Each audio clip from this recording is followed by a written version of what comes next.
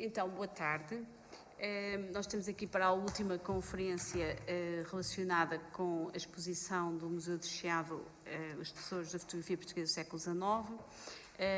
E neste painel, nesta mesa redonda, apesar de retangular, nós vamos ter duas intervenções. A primeira é da Ana David, que eu vou passar a apresentar e que vai vai fazer uma apresentação intitulada Da Perspectiva e do Movimento, Imagem Animada, Tempo Fragmentado ou o Primeiro Cinema. A Ana David é coordenadora científica das coleções do MIMO, Museu da Imagem e Movimento de Leiria, que não sei se não conhecem, acho que devem passar a conhecer, onde é responsável pela área da qualidade e certificação dos museus da Divisão da Cultura, Museus e Turismo do município de Leiria. E foi também diretora técnica do MIMO desde a sua constituição em 97 até 2013, tendo acumulado, nessa altura, a parte da gestão da coleção e da programação cultural e educativa do museu. Portanto, o MIMO, ela irá falar melhor que eu, mas é um museu que integra a Rede Portuguesa de Museus em 2004 e que, entre 2000 e 2009, criou o Centro de Documentação com uma biblioteca especializada em imagem e o ARQI, que é o Arquivo de Imagem, atualmente com cerca de 200 mil imagens. A Ana também, em 2006, coordenou a candidatura ao Programa Operacional da Cultura do projeto de reabilitação e reprogramação museológica do MIMO. Tem também uma pós-graduação em Museologia pela Universidade Lusófona e um bacharelato em Cinema e Vídeo pela ESAP, além da licenciatura em Gestão das Artes. Foi selecionada para o Seminário Europeu Jeune Conservateur na Escola do Louvre, de 16 a 21 de junho, Maison de Culture du Monde e Institut National d'Histoire de l'Art, em 2006. Para além de tudo isto, tem produzido e coordenado várias exposições de artes plásticas e respectivos catálogos, onde destaca a criação da primeira e segunda Bienal de Artes Plásticas e Cinema, Cinema-Ação, 1999 e 2001, no âmbito das dinâmicas das coleções. Bom, a Ana fez muito mais coisas, continua a fazer, nunca mais daqui saía. Eu acho que vou a falar de tudo o que ela faz todos os dias e mais alguns, e vou passar imediatamente a palavra, porque acho que não há melhor apresentação do que ouvi-la. Obrigada, Ana. Obrigada. Por teres vindo colaborar aqui no âmbito deste serviço educativo, enfim, nesta programação relacionada com a exposição. Obrigada também pelo convite à Inélia e ao Museu do Chiado, de uma forma geral, e obrigada também pela vossa presença. Está um dia fantástico lá fora, cheio de calor. Agora, se calhar eu vou necessitar então do acesso aqui.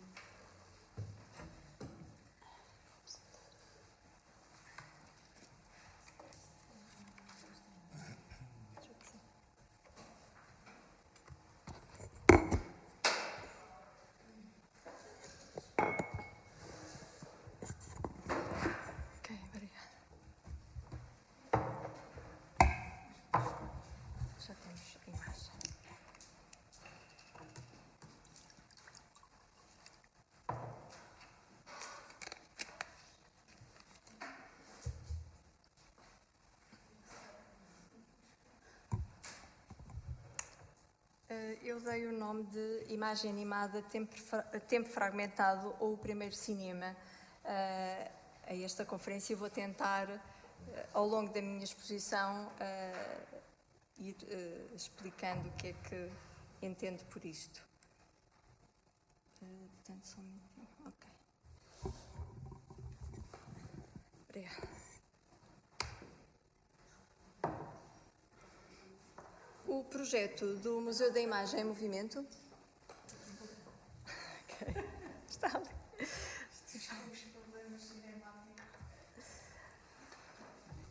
O projeto do Museu da Imagem em Movimento tem coleções da área do cinema, do pré-cinema ou primeiro cinema e da fotografia.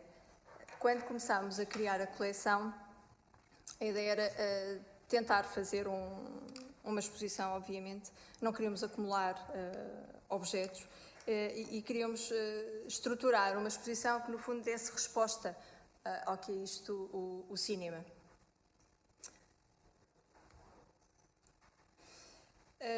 Do primeiro contacto que tivemos com as coleções e à medida que a coleção foi crescendo e se foi complexificando, percebemos que grande parte das máquinas que estávamos a adquirir para a coleção eram instrumentos ópticos que não viviam sem o complemento, digamos, uma espécie de complemento direto das imagens. Portanto, não só as lanternas mágicas, como os visores estereoscópicos, como os próprios projetores, os zootrópios, os praxinoscópios, enfim, toda a panóplia de objetos eram efetivamente dispositivos técnicos que foram evoluindo ao longo do tempo e para os quais foram sendo também produzidas imagens que foram alimentando toda esta evolução de médias ópticos. À medida que o tempo foi passando, fomos começando a estruturar a coleção e, portanto, a área da fotografia começou a ganhar um peso extremamente importante na coleção do museu. Não só porque ela está na gênese do cinema, mas também porque questiona, do ponto de vista filosófico, digamos, o que é a imagem, o que é a imagem em movimento, e o que é que a fotografia, enquanto processo técnico, nos revela e que o nosso olhar não vê.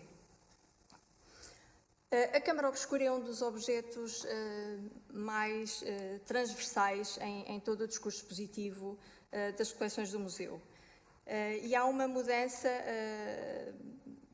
estrutural na câmara obscura que a transforma num objeto extremamente polivalente e polissémico, a partir do momento em que lhe é colocada uma lente e a câmara obscura passa a ser também utilizada como instrumento de desenho, não só como um objeto de observação, mas também como um instrumento de desenho que depois está também na gênese da fotografia com os desenhos fotogénicos do Fox Tableau. Portanto, ela vem, no fundo, resolver problemas técnicos.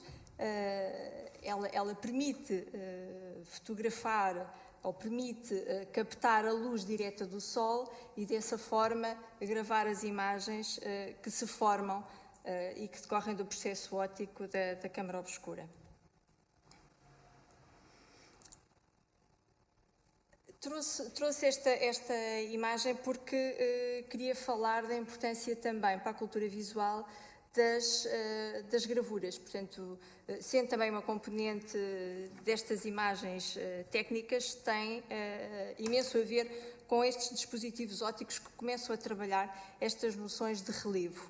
Portanto, era uma forma mais, como é que eu ia dizer, uma forma de ver imagens com um grau de realismo maior, que vinha já desta tradição dos teatros ópticos e de ver as imagens através de uma perspectiva linear, aumentando desta forma também o efeito de profundidade.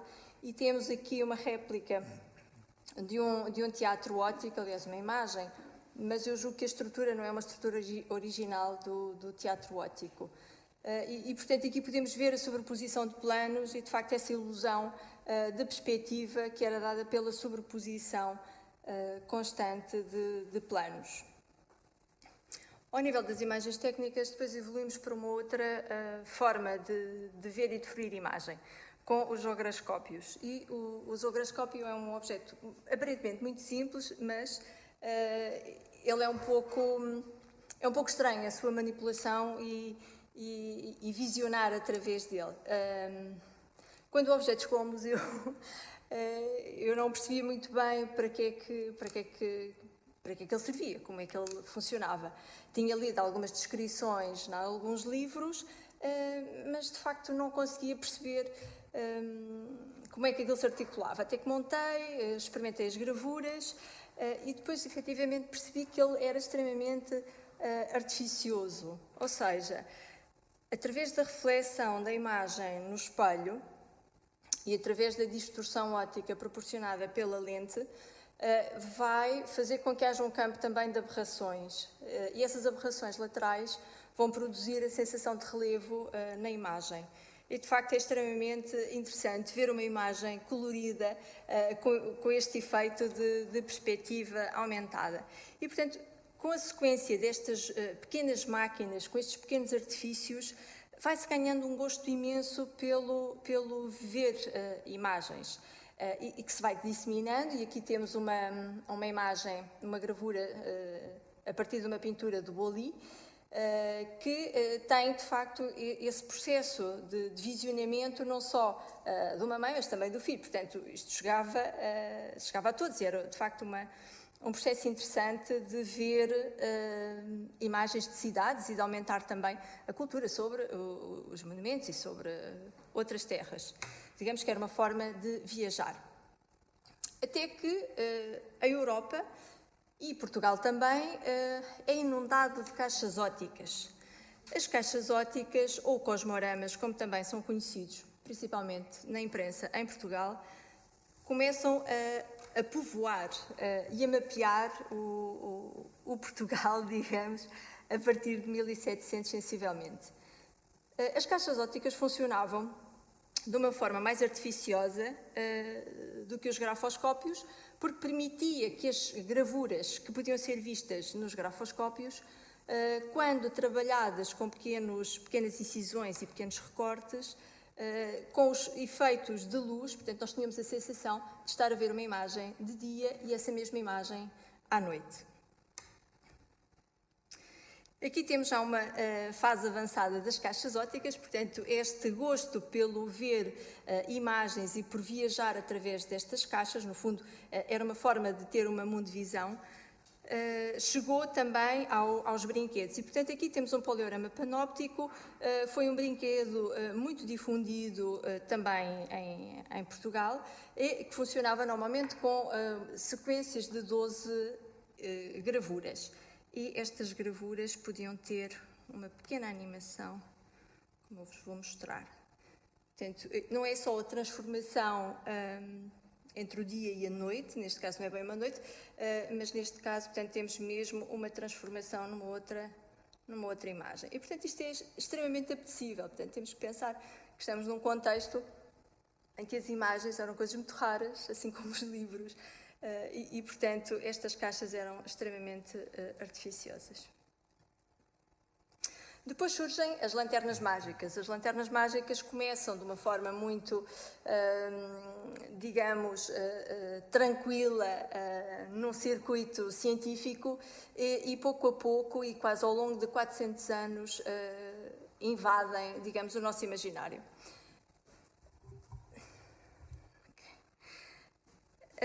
As primeiras lanternas estavam associadas a demonstrações de pequenos truques. Diz que o Christian Huygens, quando inventou ou quando desenvolveu a primeira lanterna, aquilo que é considerado como a primeira lanterna, era para demonstrar alguns pequenos esquemas ópticos e, portanto, ele tinha necessidade de qualquer coisa que pudesse projetar uma imagem para ser vista por muitas pessoas ao mesmo tempo. Portanto, ele não ligou muito àquilo, transmitiu-a no seu círculo de amigos, e é então Wallenstein que vai agarrar na lanterna e vai tratá-la de uma outra forma e começar a fazer alguns pequenos espetáculos também em Paris, e digamos que é o ponto de partida para esta longa caminhada das imagens em movimento com projeções luminosas. Aqui temos a ver um cromoscópio, que é uma das formas artificiosas de criar movimento. Portanto, são dois vidros pintados em que um desliza sobre o outro e tem este efeito óptico. Este vidro faz parte de uma sequência, este outro que está aqui ao lado, faz parte de uma sequência de imagens que representam várias cidades e, portanto, normalmente associada a estes processos de projeção, haviam pequenas histórias que eram contadas e falava-se de terras distantes e, portanto, era uma forma também de dar a conhecer um mundo distante. Este outro vidro é um vidro que também tem animação e, portanto, nós estamos aqui... estou aqui a partilhar convosco, digamos, um conjunto de imagens com alguns artifícios que vão procurando seduzir estimular este gosto também pela imagem, vão comunicando, mas vão essencialmente ter um caráter nesta fase ainda de entretenimento. As fantasmagorias do Robertson são, digamos, altamente performativas. Trabalham numa base da lanterna mágica, mas o Robertson começa a trabalhar numa lógica de espetáculo. E ele tem, digamos, todo o espaço trabalhado, todo o espaço de representação, digamos, nesta lógica do medo. E, portanto, chama a esses espetáculos que se iniciam em Paris, também, no Boulevard des Capucines, de uma forma quase como se fosse uma instalação. E conta-se, inclusive, que ele servia água com um determinado líquido que deixava as pessoas mais suscetíveis para o medo. Não sei que substância era, mas há alguns textos que mencionam isso. Portanto, não só o ambiente era decorado com caveiras, com luzes, neste caso velas, por dentro dos olhos das caveiras, mas também os sons, e portanto digamos que todo o espetáculo era montado para provocar o medo, uma vez que se pressupunha a evocação dos fantasmas. Estes espetáculos foram feitos durante imensos anos. Ele vem a Portugal e conseguimos encontrar notícias. A primeira que encontrei foi de 1824, num teatro de Bairro Alto, e recentemente encontrei duas menções em 1818 e novamente em 1824 no Teatro de São Carlos. Portanto, ele tinha de facto uma turnê montada por toda a Europa, e estes espetáculos passaram a ser também comuns em Portugal. Portanto, isto do ponto de vista do imaginário e do consumo de imagens passa a ser extremamente importante, porque de facto, se ele vem duas vezes é porque tínhamos de facto apetência e havia um público curioso. Mas a lanterna mágica passa também uma outra fase. Graças ao Abade Nollet, a lanterna mágica passa para os gabinetes de curiosidades, e existe um sítio em Londres, o Royal Polytechnic, que, digamos, colabora no processo de transformação das lanternas mágicas. Portanto, partilhei convosco algumas imagens que fazem parte de um imaginário, digamos, mais lúdico ou mais fantasmagórico, e nesta fase das lanternas mágicas, portanto, estamos a falar por volta de 1838, ela passa a ter um caráter de instrumento pedagógico com uma função, digamos, também de divulgação científica. E é nesta fase que entra a fotografia.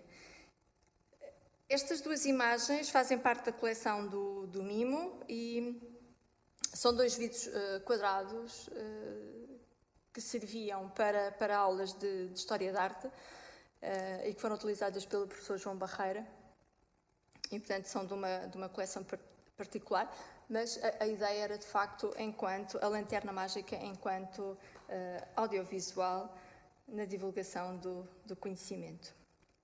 Até que a fotografia passa então uma outra fase, aqui já não na procura da sedução através do movimento ou dos efeitos explorados por Robertson, mas sim o relevo e a ideia da terceira imagem, portanto, em que o sujeito tem uma função muito mais participativa, uma vez que a imagem é uma coisa virtual. Portanto, esta terceira imagem não existe, decorre do processo de visionamento e, portanto, ela só existe a partir do momento em que é mediada pelo visor estereoscópico. Depois partilho ainda uma imagem do grafoscópio que está em exposição, na exposição do Porto. A fotografia do meio foi tirada pelo Vítor Flores e mostra aqui, efetivamente, este efeito de relevo que o dispositivo óptico consegue para o visionamento destas albuminas das edições Pardal e Filho. E, de facto, é fantástico esta ilusão quase tridimensional que se consegue, portanto, na fotografia.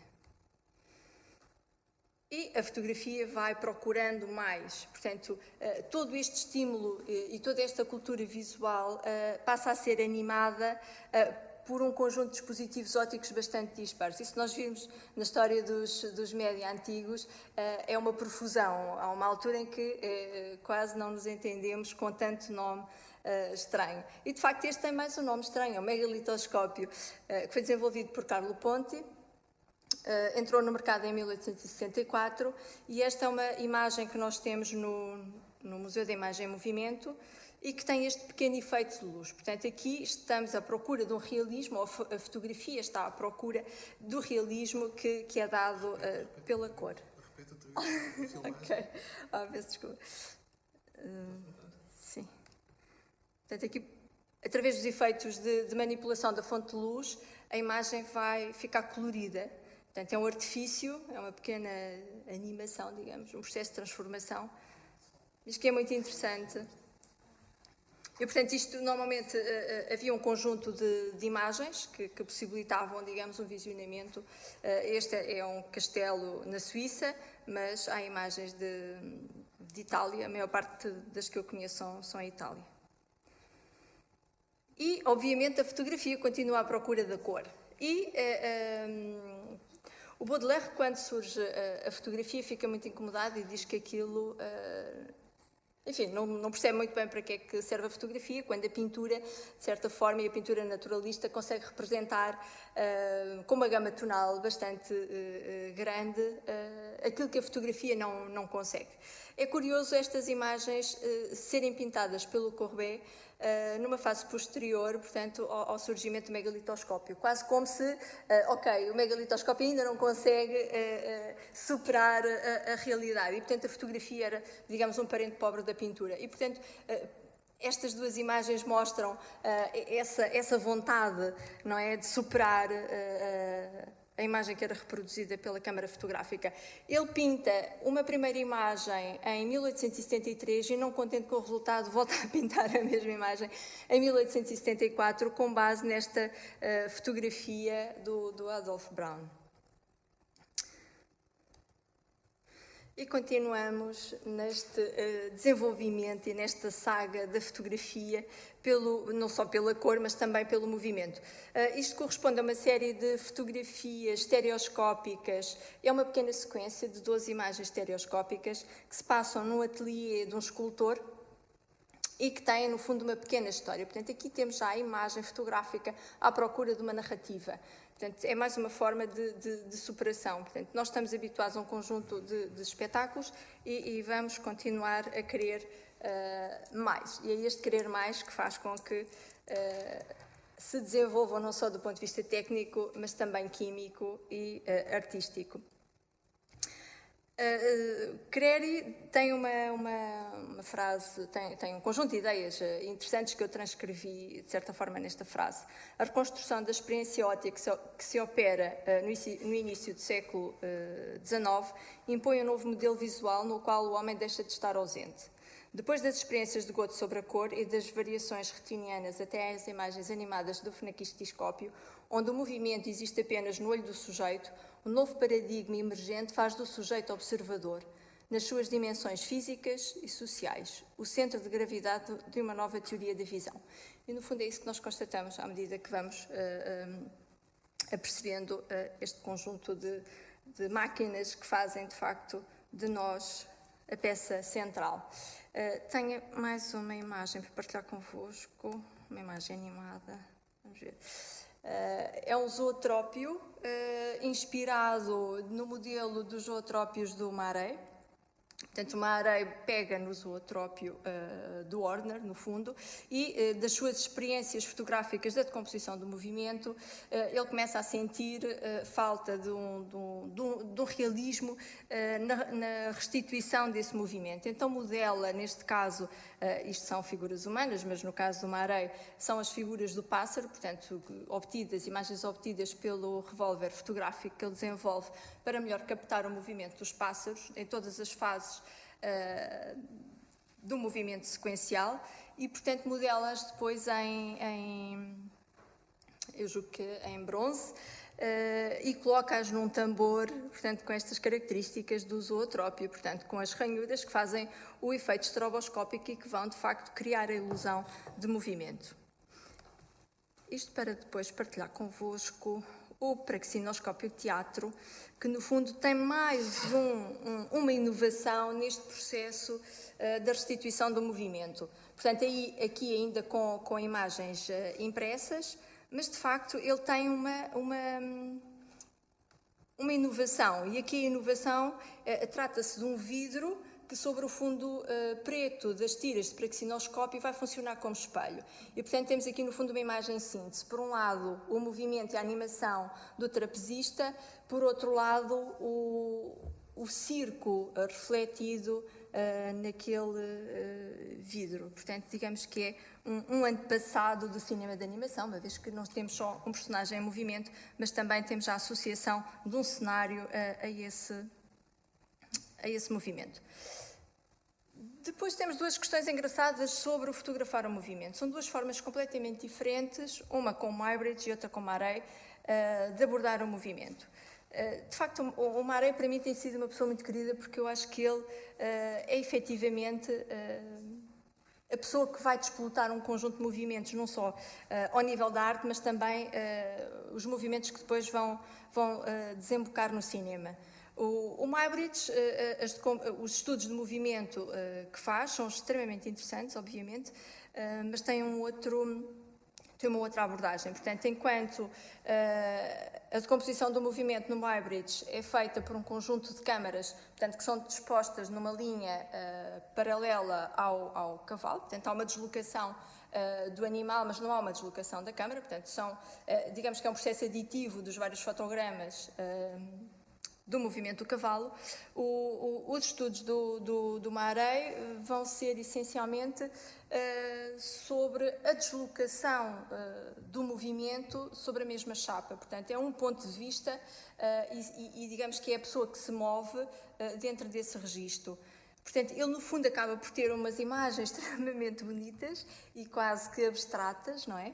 Porque tudo isto é muito abstrato, nós olhamos para aqui e vemos um conjunto de pontos. Ele elimina por completo a figura humana, ele não quer nada que o distraia, porque ele, como fisiologista, está interessado efetivamente em registrar o movimento do corpo, a sua elevação no espaço, a forma como ele se desloca, como ele salta, e portanto digamos que é uma abordagem extremamente científica, e ele refere isso várias vezes, em vários momentos, inclusive numa carta que escreve mais tarde ao Lumière, que eu vou partilhar também convosco um bocadinho.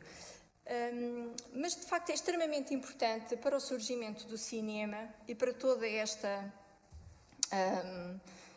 todo o desenvolvimento e toda a forma de estar também ao nível da arte e dos artistas, porque ele rompe com um modelo de visão, ele dá a ver aquilo que não era possível ver, ele inscreve, no fundo, um registro artístico, uma nova forma de ver o mundo. E eu acho isto extremamente interessante, não só porque ele revela aquilo que não é visível, e torna muito mais interessante também todo o processo fotográfico. Portanto, é um novo desafio, não só para a fotografia, mas também para o cinema. Dos seus trabalhos decorrem um conjunto de experiências, não só do dele, mas também do Marey, que tem a ver com os motoscópios e a fotografia animada. Portanto, temos aqui uma imagem do motoscópio para vermos como esta sequência de imagens e a decomposição do movimento associado ao efeito estroboscópico nos vai dar a ilusão de movimento. E, portanto, aqui estamos a ver um pequeno filme animado com fotografias. Ao lado temos uma quinora. No fundo, a quinora tem uma estrutura mais económica, é comercializada em maior escala do que os motoscópios. Os motoscópios são essencialmente objetos de feira. Portanto, temos aqui, continuamos neste registro ainda, de um espaço de partilha muito associado à fruição descontraída e popular nos contextos de feira, enquanto a quinora tem um ambiente, digamos, mais doméstico. E aqui temos mais uma imagem com movimento sequencial de uma quinora. Portanto, aqui é um salto à vara. E, de facto, temos a percepção do movimento. E isto, mais uma vez, evolui como o praxinoscópio, portanto, de desenvolvimentos e de pesquisas científicas para processos de apropriação mais lúdicos e, neste caso, de brinquedo. É um pequeno brinquedo óptico que se chama cinematógrafo-jogo e que tem este efeito fantástico. Portanto, aqui não é fotográfico, portanto, é um processo de impressão.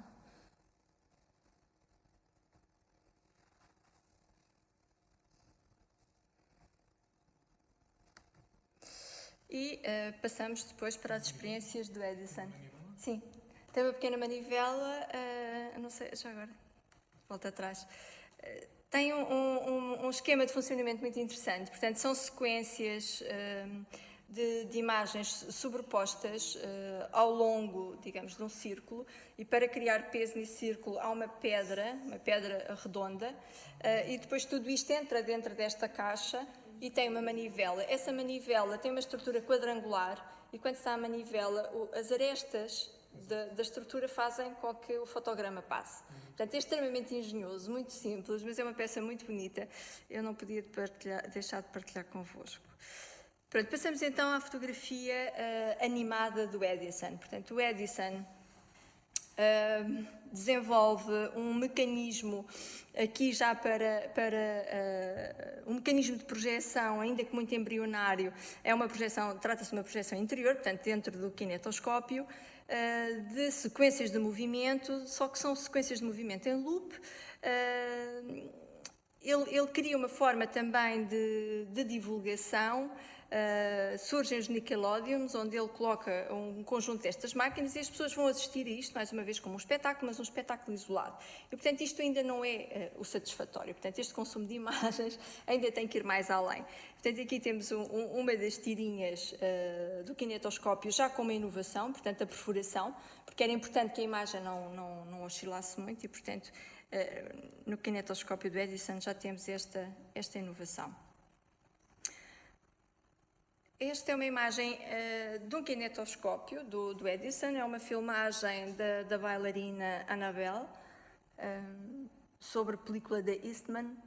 Aqui há mais uma evolução importante neste processo. Portanto, a Eastman produz uma película translúcida que vai permitir, de facto, o Edison depois desenvolver os seus filmes. Portanto, no fundo, são explorações de movimento. É muito curioso porque o Lumière também vai pegar nesta imagem de movimento, e é engraçado porque são imagens com imenso movimento e que eles vão colorir, portanto, mais uma vez, o movimento e a cor como elementos de sedução. E a fotografia animada chega a Portugal através deste eletrotaquiscópio de Anschutz. As primeiras projeções estão documentadas na imprensa e falam de 28 de dezembro de 1894, na Tabacaria Neves. Portanto, estes objetos surgem, no fundo, como curiosidades, como formas de atrair o público aos espaços.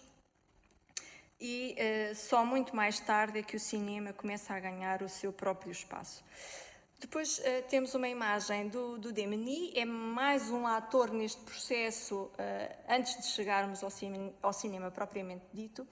O Demeny trabalhava como assistente na Estação Fisiológica do Maré e ele interessava-se imenso também pela documentação do movimento, mas ele viu mais além, ou de outra forma, digamos, as imagens em movimento e, portanto, ele é um personagem extremamente interessante e importante porque ele tem um problema para resolver.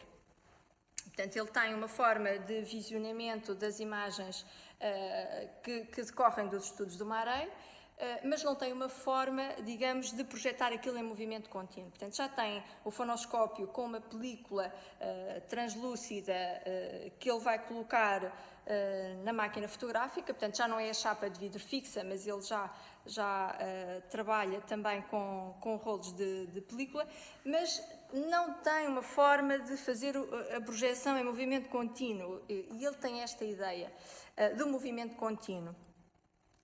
E escreve algumas cartas aos Lumière, porque eles têm uma fábrica que produz película e são especialistas em fotografia, e ele acha de facto que eles o vão ajudar. Os irmãos Lumière de facto chegam a uma conclusão, não é? A conclusão que nós todos sabemos. Criam o cinematógrafo Lumière, resolvem o problema que lhe foi colocado de certa forma pelo Demeny, mas acho que não transmitem ao Demeny. O Demeny mais tarde vai se associar à Gaumont e, portanto, os primeiros filmes que a Gaumont faz são com a colaboração do Demeny. As primeiras sessões públicas de cinema surgem efetivamente com os irmãos Lumière, com a chegada com a saída das fábricas do Lumière e com a chegada do comboio à Gare. E acho também muito interessante esta crítica do jornalista de La Poste. É a própria vida, é o movimento tomado ao vivo. A fotografia cessou de fixar a imobilidade, ela perpetua a imagem do movimento. E, portanto, é o fascínio pelo movimento, mais uma vez, que vemos aqui nesta citação. E agora uma imagem da chegada do comboio. Estamos bem aqui? Acho que sim. Na altura acho que não é? Portanto, são pequenos filmes muito simples, estes dos irmãos Lumière, e que no fundo também mostram mais uma maravilha deste século, portanto, que é o comboio. E a velocidade do comboio também surge associada de uma certa forma como metáfora nestes processos de animação da imagem. E então temos a visão dos dois, do Marais sobre o trabalho do Lumière. As fotografias animadas fixam para sempre movimentos que são essencialmente fugazes, mas o que elas mostram, o olho pode vê-lo diretamente. Elas nada acrescentam ao poder da nossa visão, nada desvendam das suas ilusões. Portanto, isto é ele a falar sobre os filmes do Lumière. Ele ficou muito desapontado quando viu aquele simples movimento do comboio. E, portanto, ele queria qualquer coisa mais. Para ele, o movimento era outra coisa. O cinema não tinha nada a ver com as expectativas dele. E daí ele nunca se ter interessado verdadeiramente também pelo cinema. De facto, o seu objetivo era científico. Mas achei extremamente interessante esta frase. Elas nada acrescentam ao poder da nossa visão, nada desvendam das suas ilusões. O verdadeiro caráter do seu método científico é superar a insuficiência dos nossos sentidos ou corrigir os nossos erros. Portanto, era completamente diferente o registro do movimento e da vida real através de um cronofotógrafo e através do cinematógrafo dos irmãos Lumière. As vistas Lumière, estes primeiros quadros animados, eram pequenos quadros com cerca de 1 minuto. Do processo de captação é muito interessante porque, no fundo, eles criaram um processo de comercialização, distribuição e captação de vistas. Eles tinham um conjunto de repórteres que mandavam pela Europa, que faziam pequenos filmes e que aí os mostravam. E foi assim que a fotografia animada e que o cinema chega a Portugal. Portanto, através não só dos repórteres do Lumière, mas também do Rosby. Ora bem, ok. Pronto, e chegamos então ao Real Coliseu de Lisboa, onde, em 18 de junho de 1896, o Edwin Rosby exibe os filmes, também da sua casa, da casa do Robert William Paul, do qual é enviado. E que o Aurélio vai ver, exatamente. E aqui temos, portanto, uma sequência de projeções, não só do Rosby, mas do Edison também, de um conjunto de pessoas que começa a circular por toda a Europa e a mostrar os seus filmes. E, portanto, é de facto um fascínio imediato, digamos, estas imagens em movimento. E o Aurélio de Paz dos Reis não fica, de facto, aquém, ou alheio, digamos, interessa-se imenso pelo cinema, e o Vítor acho que vai falar disso, da questão do Aurélio, da estereoscopia, e não só. Portanto, ele é uma pessoa da imagem e vai, obviamente, começar a fazer os seus primeiros filmes e é dos primeiros realizadores, digamos, entre aspas, a mostrar imagens animadas em Portugal, produzidas por si. E, portanto... O que é que eu tenho aqui de interessante para vos contar? Que também eram filmes pequeninos, portanto, cerca de 1 minuto. Ele produziu ao todo 12 quadros e, portanto, a curiosidade aqui é que este cinema começa a surgir como um elemento estranho nas salas de teatro. Em primeiro lugar, aparece como curiosidade, não é? Nas lojas ou nas feiras, e só muito mais tarde, em 1905, é que em Portugal surge a primeira sala dedicada exclusivamente às imagens em movimento. Portanto, ao cinema, surge em Lisboa, no caso de Lisboa, com o animatógrafo. A primeira produtora é a Portugal Filmes e um dos primeiros filmes, também não deixa de ser curioso, são aspectos da praia de Cascais. Portanto, há uma sedução, mais uma vez, por um elemento que produz um movimento e esta sedução dos objetos em movimento. Portanto, aqui temos uma onda que é filmada em Cascais. Mas, de facto, é com Méliès que surge o cinema enquanto processo criativo. Ele inaugura uma linguagem do cinema, ele vai beber toda a sua fantasia, digamos, não só o seu papel enquanto mágico, enquanto criador, mas também a todos os processos narrativos já desenvolvidos pela longa história das lanternas mágicas. E, de facto, o imaginário cinematográfico que o Méliès nos dá é muito contaminado por esses processos de visionamento das lanternas mágicas. Muito obrigada pela vossa atenção.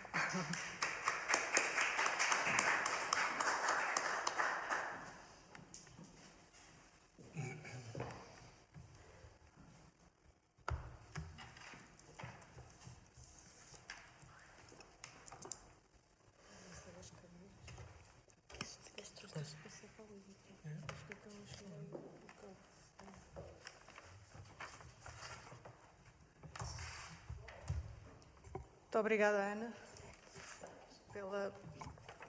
pela maravilhosa apresentação deste mundo do cinema, dos seus inícios e da excelente divulgação do próprio MIM, que acho que vale a pena e é um trabalho notável da tua parte e de toda a equipa do museu.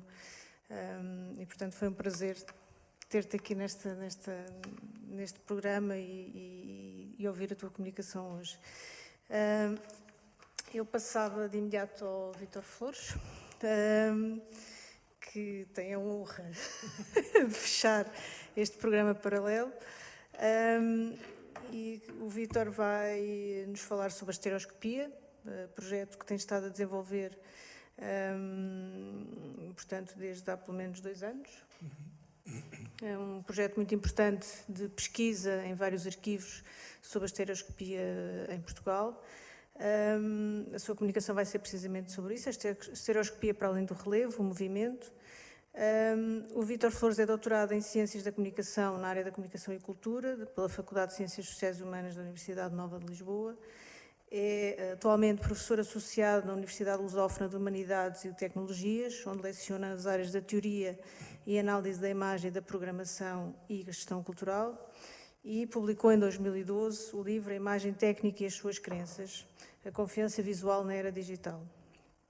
É atualmente o investigador responsável do projeto de investigação que já referi, a Cultura Visual Estéreo, a Cultura Visual da Fotografia Estereoscópica Portuguesa, e é o curador da exposição A Terceira Imagem, a Fotografia Estereoscópica em Portugal e o Desejo do 3D, apresentada já em 2015 no MIMO, em Leiria.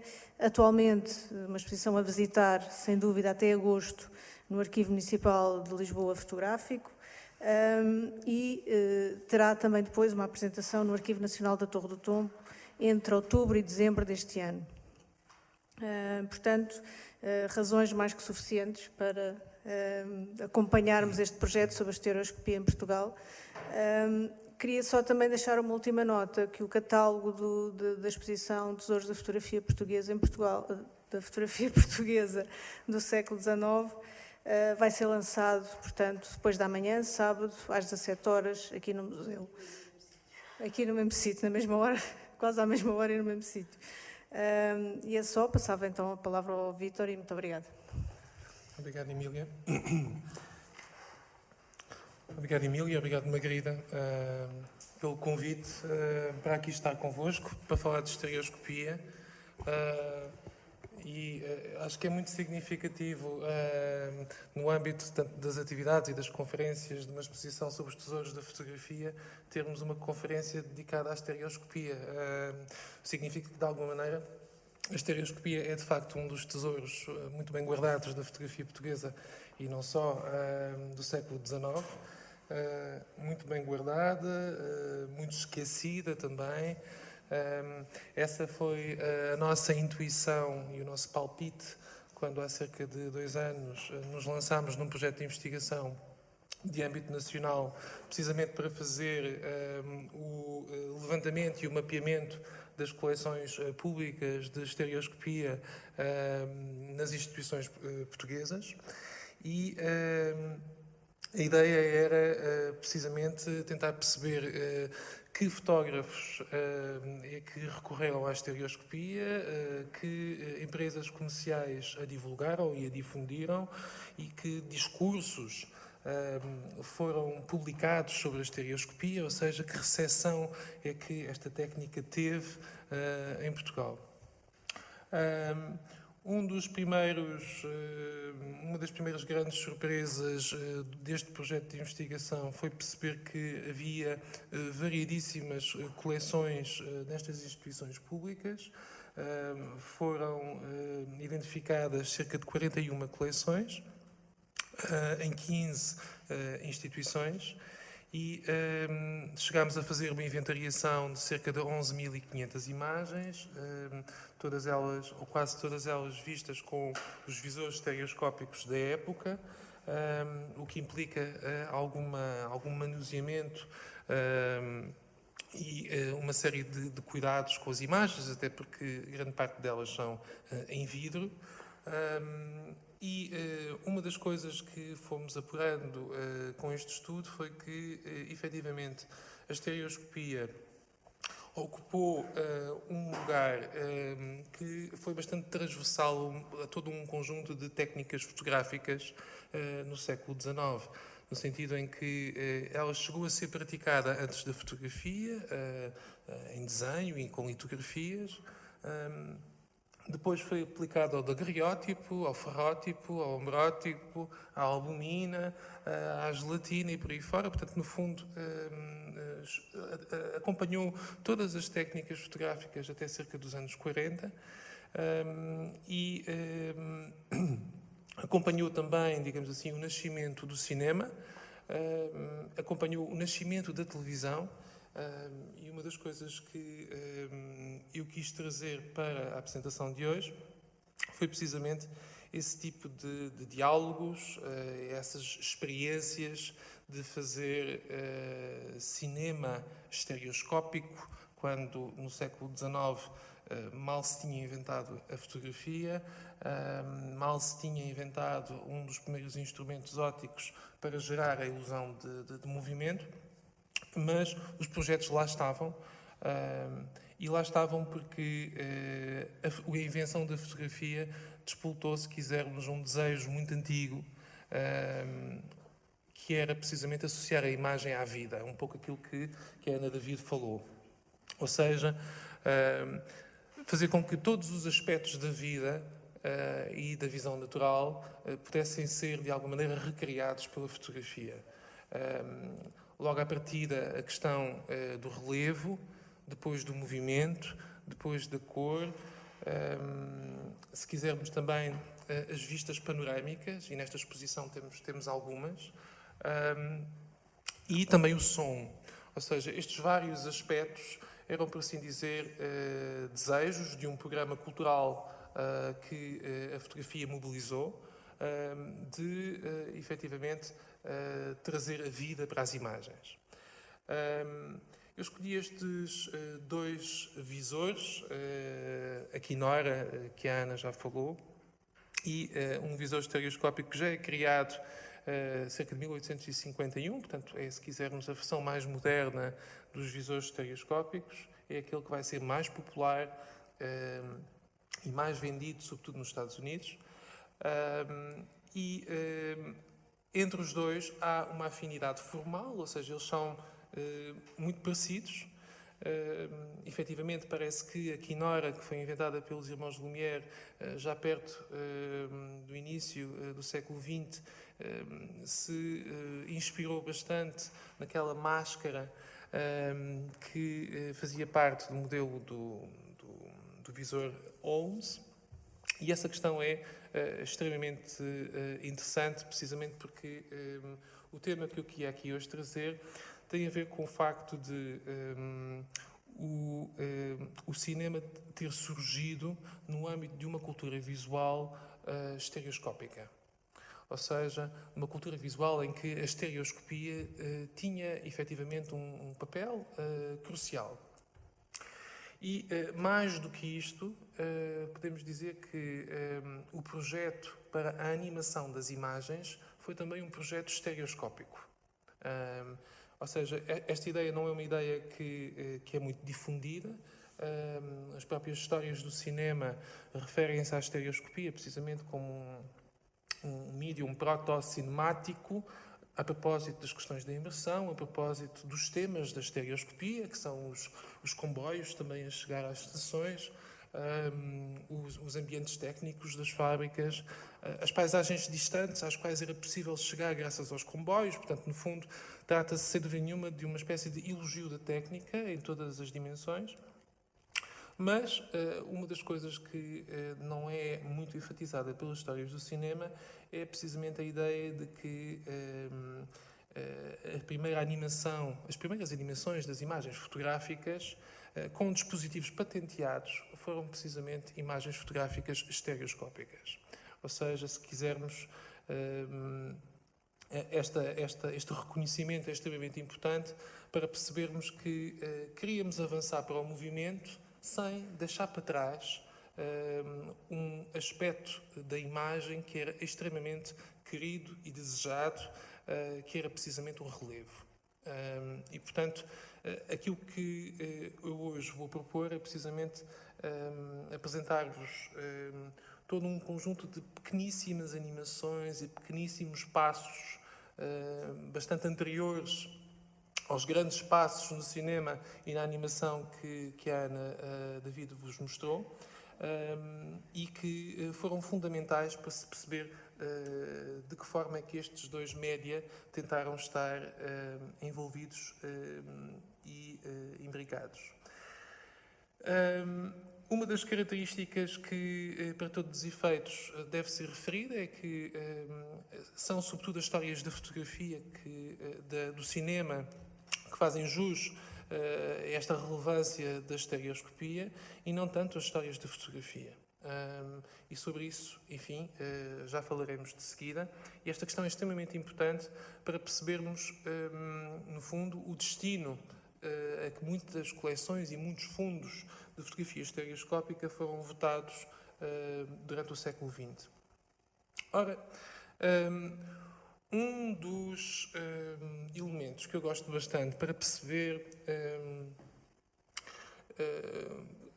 onde é que estas expectativas, estes desejos, estes programas de associação da estereoscopia com o cinema estão plasmados são as patentes. As patentes são documentos riquíssimos. Não só porque têm desenhos, como estes que nós estamos a ver, que são desenhos da patente do cinetoscópio do Edison, de 1993, como também têm discursos verbais que apresentam todo um conjunto de desejos sobre aquilo que a invenção ainda não consegue fazer, mas que poderá vir a fazer depois. E, neste caso, isto era não só uma patente para uma máquina que conseguia animar imagens fotográficas em película, mas também apresentá-las a cores e em estereoscopia. Só que a parte da estereoscopia e do relevo ainda não tinha sido alcançada, mas temos aqui o desenho. Portanto, este segundo desenho que aqui está é, de certa forma, uma espécie de projeção para ficar desde logo registada a ideia.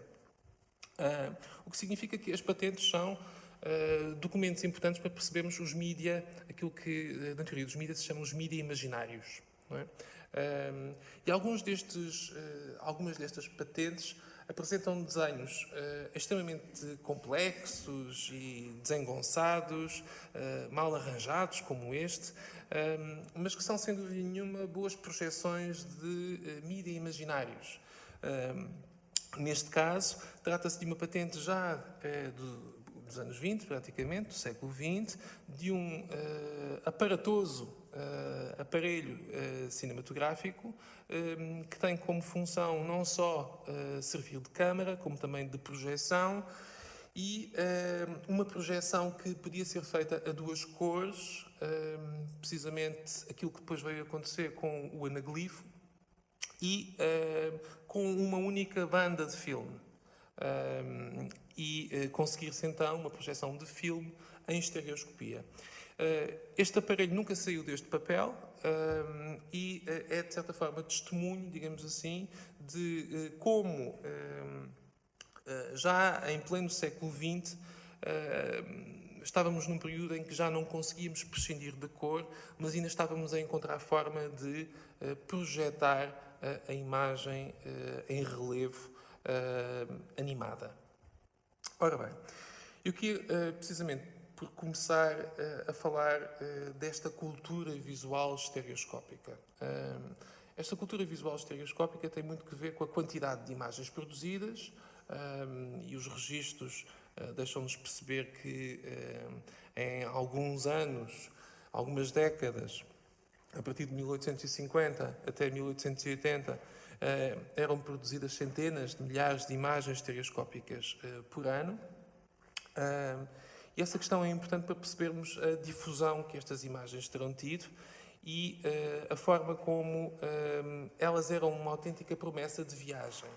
Aliás, este desenho, esta ilustração que nós temos aqui é um anúncio publicitário da marca de visores Underwood e bastante sintomática, digamos assim, dessa promessa de viagem virtual através da estereoscopia. Mas, em Portugal, uma câmara como da Kodak, a Stereo Brownie, era recebida, digamos assim, precisamente com este discurso de que estávamos perante a fotografia com vida. O que remete, digamos assim, bastante para aquilo que eu inicialmente quis dizer, ou seja, o relevo como uma forma de reconstituir a experiência direta da realidade. No entanto, esta cultura visual estereoscópica não se prende só e exclusivamente à fotografia. E esta questão é importante. Um dos principais momentos desta cultura visual estereoscópica são os binóculos.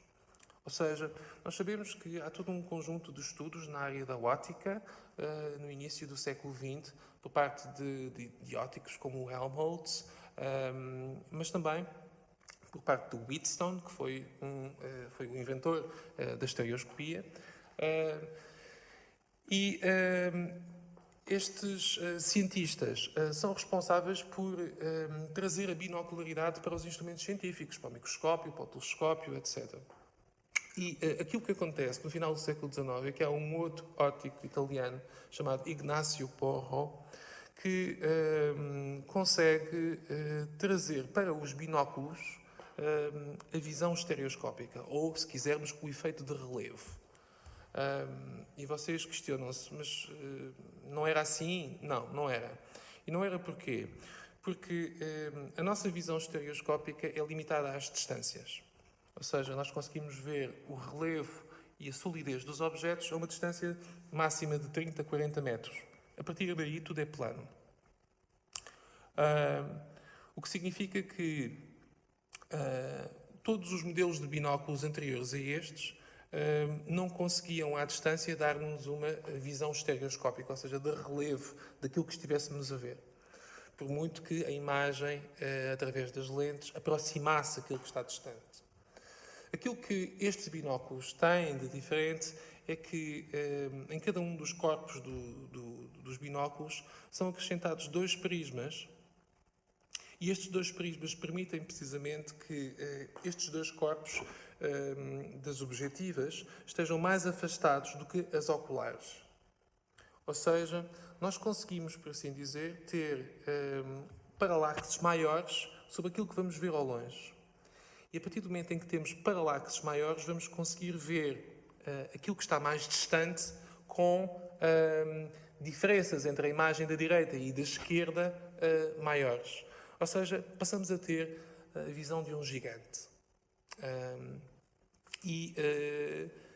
A forma como algumas casas de óptica, como a famosa Bausch & Lomb, promovem nos seus anúncios a estereoscopia binocular dos binóculos, é, por um lado, enfatizando a questão da precisão, porque, efetivamente, esta é uma questão que ainda hoje é importante na medicina, nas operações oftalmológicas, ou seja, a estereoscopia precisamente como uma técnica que favorece a precisão, mas também enriquecer, se quisermos, a experiência da viagem. E a experiência da viagem surge desde cedo nestas imagens, e a Ana David falou, enfim, das vistas ópticas, da lanterna mágica, e aqui, de certa forma, são prolongadas através da questão da estereoscopia. Aquilo que nós vamos ver é que, no que diz respeito à fotografia estereoscópica, há aqui, se quisermos, uma espécie de simbiose entre anúncios, como, por exemplo, este que nós estamos aqui a ver à direita, da capa da revista Ecofotográfico. A revista Ecofotográfico tem, no primeiro número do seu primeiro ano, esta capa, sendo que a mantém exatamente igual durante 2 anos. Portanto, durante 2 anos, esta é a capa da Ecofotográfico. Uma mulher que está a tirar uma fotografia estereoscópica ao ar livre, através de uma câmara que parece um visor. Ora, e portanto há aqui todo um conjunto de afinidades entre, por um lado, esta questão do observador feminino, que muda bastante em relação ao paradigma do observador masculino do romantismo, não é? A relação entre o observador masculino e a paisagem. Aqui passamos a ter uma observadora, de certa forma isto é sintomático da ideia de modernidade, da ideia quase que de libertação, que estas imagens, mas também da ideia de conforto fisiológico, anatómico, de adequação ao corpo. E isto é uma coisa em que, na verdade, eu tenho vindo a pensar. Acontece muito nós percebermos que a relação que existe entre binóculos, visores estereoscópicos e câmaras fotográficas estereoscópicas, neste período, é de uma grande proximidade. Esta imagem que nós estamos a ver à direita é de um visor estereoscópico, que parece precisamente um par de binóculos. Na exposição que temos no Arquivo Municipal está apresentado precisamente um visor como este, de um dos fotógrafos trabalhados, e que constam dos fundos do arquivo, do Artur Benarus. E à esquerda temos uma câmara que são também binóculos, ou seja, numa posição ela funciona como câmara fotográfica e na outra, virando ao contrário, como um par de binóculos. Isto é interessante porque permitia fotografar de uma forma camuflada, ou seja, as pessoas podiam estar a espreitar através dos binóculos, dando a impressão, podiam estar a fotografar, dando a impressão de que estavam apenas a ver, portanto, através dos binóculos. Eu trouxe aqui alguns cartões que depois... Alguns dos cartões que eu vou aqui mostrar, eu trouxe-os, eu trouxe também o visor e queria partilhar convosco. Uma das características destas imagens é que, de uma maneira geral, elas não são tão interessantes vistas assim, como vocês as estão a ver, ou como nós as poderemos ver a olho nu, como vistas através do visor. Uma das coisas que acontece através do visor que faculta todo este entusiasmo é o facto de elas tornarem-se apenas uma imagem. Este era um dos principais espantos, digamos assim, da estereoscopia. Como é que 2 imagens vão ser transformadas numa? Não é? Sendo que essa uma tem precisamente um efeito de relevo, de profundidade muito natural. E é isso que acontece. O que significa que imagens que à partida pareçam muito planas e desinteressantes ganham um interesse bastante grande vistas no aparelho. Aquilo que acontece no aparelho é uma outra coisa bastante interessante, que é nós vamos fazer uma coisa que não é muito natural, que é espreitar uma imagem, ver o que é que seja, a uma proximidade bastante grande. Nós não estamos habituados a ver com esta proximidade. Normalmente é desconfortável para nós. Aquilo que fazemos é afastar-nos. Não é? Portanto, nós precisamos de cerca de 40 centímetros para nos sentirmos confortáveis. Apesar de nos lembrarmos Alguns de nós que, quando éramos miúdos, provavelmente o oftalmologista disse-nos para fazermos alguns exercícios com a caneta, precisamente para não ficarmos tão cansados quando estivéssemos a estudar. Pelo menos aconteceu-me a mim. Eu só há pouco tempo percebi para que era. Que era precisamente para exercitar os músculos da convergência e que é aquilo que nós estamos a fazer quando estamos a ler, portanto, estamos a fazer uma convergência e a ter os músculos, por assim dizer, tensos durante algum tempo. E é isso que acontece nestes aparelhos. Portanto, nós estamos a ver imagens muito próximas, o que significa que a nossa sensação de imersão na imagem é de facto bastante grande. Esse é um dos fatores de sucesso da estereoscopia. Não só a questão da tridimensionalidade, mas a questão, sobretudo, da imersão, de nos sentirmos dentro da imagem. Isso é muito promovido pelo facto de o principal segredo está nas lentes. Isto não é bem assim a frase, mas o principal segredo destes visores está nas lentes, tal como o principal segredo de uma série de visores que a Ana mostrou também está nas lentes. As lentes são convexas, são as mesmas lentes das lupas que ampliam e, para além disso, criam sempre um efeito de profundidade. E, por outro lado, estas em particular, para além de serem convexas, são também prismáticas, ou seja, têm precisamente o formato que é utilizado para as pessoas que têm estrabismos, ou seja, ajuda precisamente a sobrepor as duas imagens, a fundi-las. O que significa que, quando espreitamos, sentimos-nos claramente a mergulhar dentro daquele ambiente e este é, sem dúvida nenhuma, um dos principais fatores de sucesso e de, se quisermos, que motivaram o sucesso desta cultura visual. Há algumas frases às quais eu dou algum valor, no que diz respeito ao reconhecimento deste poder simulacral quase da estereoscopia. Esta do Babinet, citada pelo Manoni, vemos os objetos tal como eles existem. Vemos os objetos tal como eles existem à nossa frente. E esta frase, que é uma frase, não tenho aqui a data, mas que é uma frase do século XIX, claramente parece que antecipa a ideia da realidade virtual. Esta outra, do Helmholtz, em que nos diz estas fotografias estereoscópicas são tão próximas da natureza e tão vivas no seu retrato das coisas materiais que a visualização do próprio objeto não acrescenta nada de novo ou chega a ser mais preciso do que a percepção anterior que tivemos da imagem. Ou seja, no fundo, temos aqui o reconhecimento quase de que as imagens podem substituir as coisas. Não é? Precisamente porque as coisas já são perfeitamente replicáveis através das imagens estereoscópicas e começam a ser sugeridos, designadamente pelo próprio Holmes, que, por exemplo,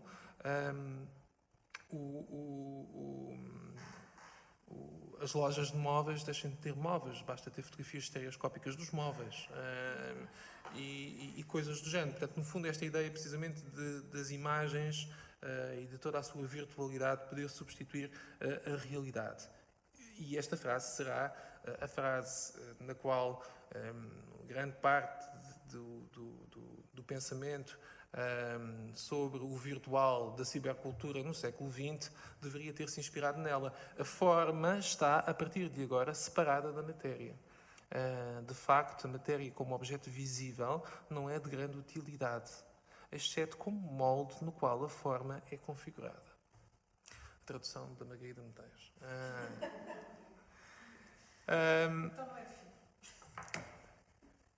Quer circular com esta aqui que eu já mostrei.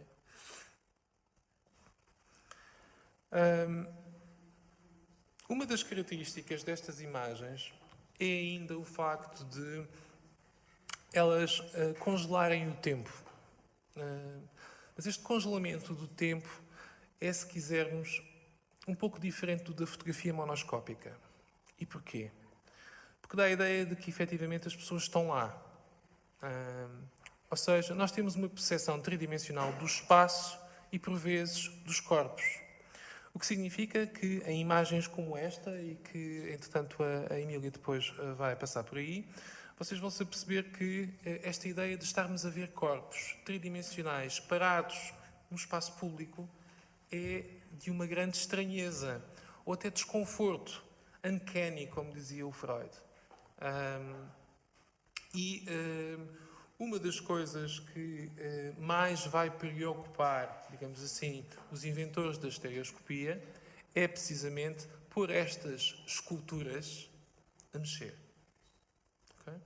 Pôr estas pessoas de pedra a mexer.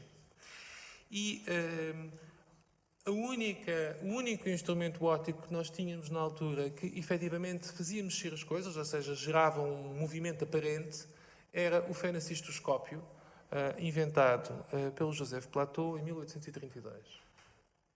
E o Charles Wheatstone tem uma intuição. A intuição era associar os pares estereoscópicos ao fenacistoscópio. E poder criar aqui, então, animações de imagens com relevo.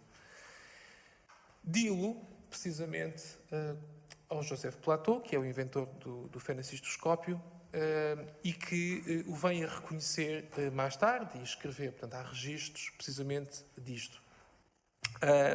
Uma das questões interessantes, digamos assim, destes registros é nós percebermos que se quer associar o relevo à fotografia, se quer associar o movimento à fotografia com o relevo, através de um disco. De um disco que, efetivamente, acionado, gera, através daquilo que se chamava no século XIX persistência visual, a ilusão do movimento. Ora, quem vem efetivamente concretizar esta ideia do Wheatstone é Jules Dubosc. O Jules Dubosc era um óptico ou um produtor de instrumentos ópticos que inclusive produziu para o Brewster este visor, que vai ser objeto de grande contenda entre eles, por causa das patentes. O único disco estereoscópico para o fenacistoscópio que resistiu até hoje está precisamente no Museu para a História das Ciências da Universidade de Gand e foi encontrado no final dos anos 90. Portanto, no fundo, eles ainda estão todos entusiasmados com esta descoberta, sendo que não tem o mecanismo que permitia visionar. Portanto, esta imagem que nós estamos aqui a ver é uma espécie de imagem virtual de uma reprodução a partir das descrições verbais de como é que isto funcionava. Portanto, nós temos fotografias de albumina colocadas os pares, portanto, uma em cima da outra, e temos pares de espelhos com flexões diferentes que vão refletir alternadamente a imagem que está em cima e a imagem que está em baixo. Isto é rebuscado. Mas funcionava. Mas funcionava pouco porque nós temos aqui uma quantidade de imagens muito pequena. Temos aqui cerca de 12 imagens. E uma das limitações, se quisermos, desta animação da estereoscopia é precisamente libertar-nos do disco e partirmos, digamos assim, para outras soluções.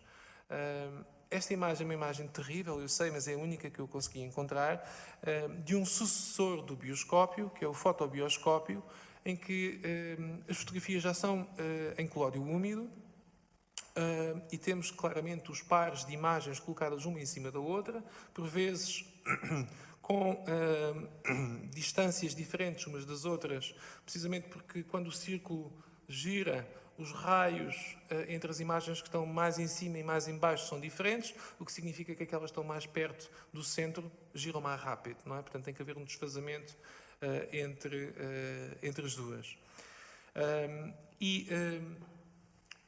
Para além dos discos, foram utilizados tambores com cilindros, a que se dava o nome na altura de zoogroscópios. Zootrópios. Os zootrópios são utilizados pelo Muybridge. Portanto, o Muybridge constrói visores estereoscópicos num zootrópio. O próprio Raynaud, que é o inventor do praxinoscópio, inventa também um praxinoscópio estereoscópico. Ora bem, isto é um grande resumo de uma série de visores estereoscópicos com nomes absolutamente irrepetíveis e que fazem parte, se quisermos, destes intensos deste intenso meio século, de 1850 a 1900, com invenções. Mas, portanto, para uma coisa mais simples. Uma coisa mais simples é precisamente esta prova em movimento, um cartão estereoscópico editado pelos Fourne e Tournier cerca de 1860. Na verdade, as fotografias que aqui estamos a ver não são estereoscópicas, mas estão alojadas num cartão estereoscópico. O que é que elas têm em particular? Elas são diferentes precisamente porque apresentam duas fases sequenciais diferentes de um movimento.